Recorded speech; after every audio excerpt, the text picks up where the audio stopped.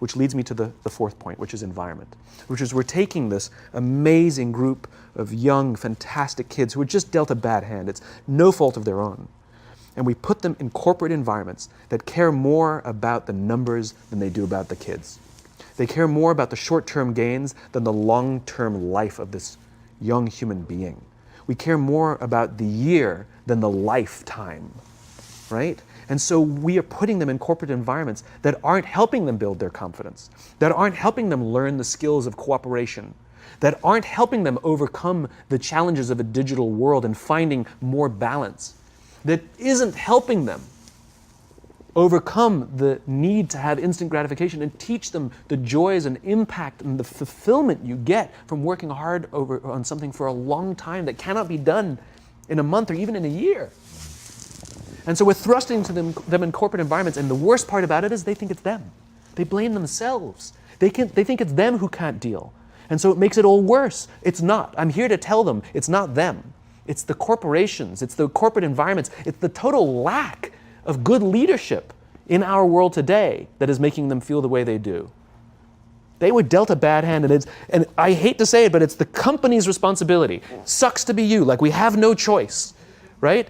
This is what we got, and I wish that society and their parents did a better job. They didn't. So we're getting them in our companies, and we now have to pick up the slack. We have to work extra hard to figure out the ways that we build their confidence. We have to work extra hard to find ways to teach them the social skills that they're missing out on. There should be no cell phones in conference rooms. None. Zero.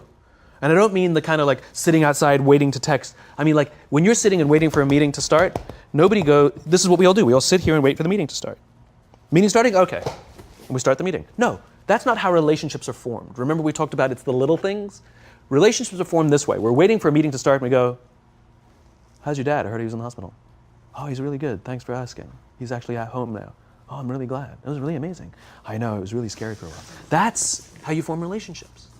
Hey, did you ever get that report done? Oh my God, no, I didn't. I'll help you out. Can I help you out with that? Really? That's how trust forms. Trust doesn't form at an event in a day. Even bad times don't form trust immediately. It's the slow, steady consistency. And we have to create mechanisms where we allow for those little innocuous interactions to happen. But when we allow cell phones in conference rooms, we just, okay, have the meeting. And then my favorite is like when there's a cell phone there and you go like this, you go. It rings and you go. I'm not going to answer that. Like, Mr. Magnanimous, you know? When you're out for dinner with your friends, like, I do this with my friends. When we're going out for dinner and we're leaving together, we'll leave our cell phones at home. Who are we calling? Maybe one of us will bring a phone in case we need to call an Uber or take a picture of our meal. That goes without saying, come on.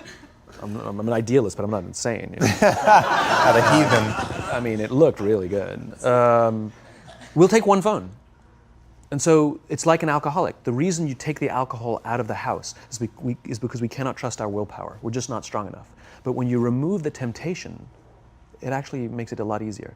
And so when you just say, don't check your phone, people literally will go like this. And somebody will go to the bathroom, and what's the first thing we do? The phone. Because I wouldn't want to look around the restaurant for a minute and a half, you know? But if you don't have the phone, you just kind of enjoy the world. And that's where ideas happen. The constant engagement is not where you have innovation and ideas. Ideas happen when our minds wander and we go, and you see something, I bet they could do that. That's called innovation, right? But we're taking away all those little moments, right? You should not, and none of us should charge our phones by our beds. We should be charging our phones in the living rooms, right? Remove the temptation. You wake up in the middle of the night because you can't sleep, you won't check your phone, which makes it worse. But if it's in the living room, it's relaxed, it's fine. But it's my alarm clock. Buy an alarm clock. They cost $8, right? I'll buy you an alarm clock, right? But the point is we now, in industry, whether we like it or not, we don't get a choice. We now have a responsibility to make up the shortfall and to help this amazing, idealistic, fantastic generation build their confidence, learn patience, learn the social skills, find a better balance between life and technology. Because, quite frankly, it's it's the right thing to do.